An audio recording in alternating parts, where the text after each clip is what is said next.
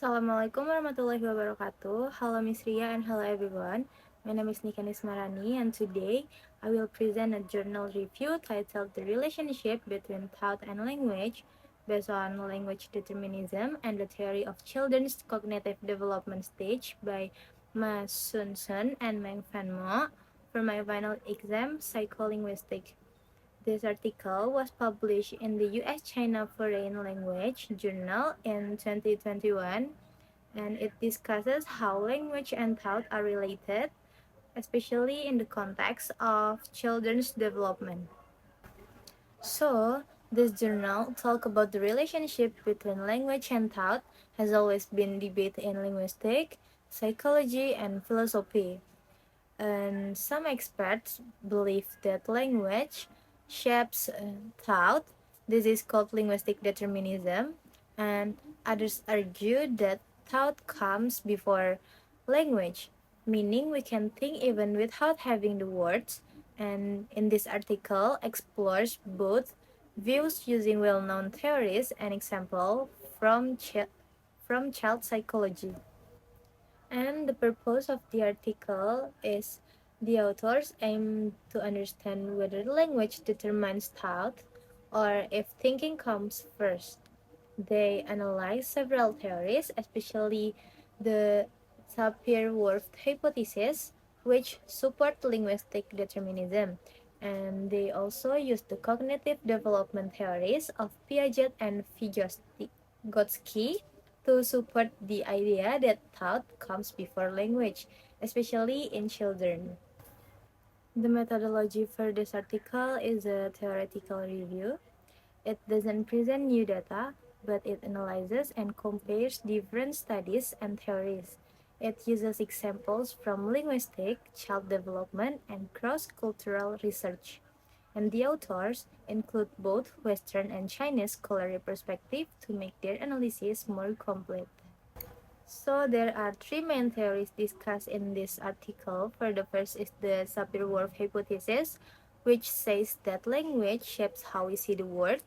For example, Eskimos have many words for snow, and the Hopi language views time very differently from English.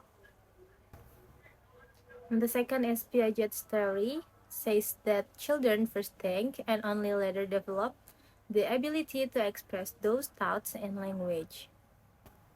And the last is Vygotsky's theory shows that language and thought develop independently at first and then later begin to influence each other.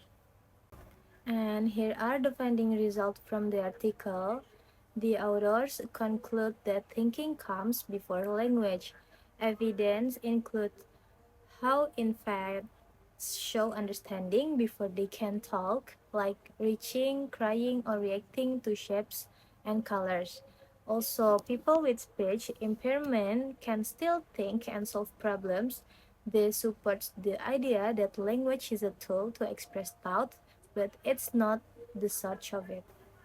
So, for the discussion, they have strengths and weaknesses from this article. For the strengths, the first is clear comparison of strong versus weak theories and includes both Western and Chinese perspective. And for the weaknesses, it's no new experimental data, but more empirical support could be aided. In my opinion, I agree with the authors that thought comes first. We often think before we speak, and even children or animals can express needs without words. So, the topic in this article is important for language education.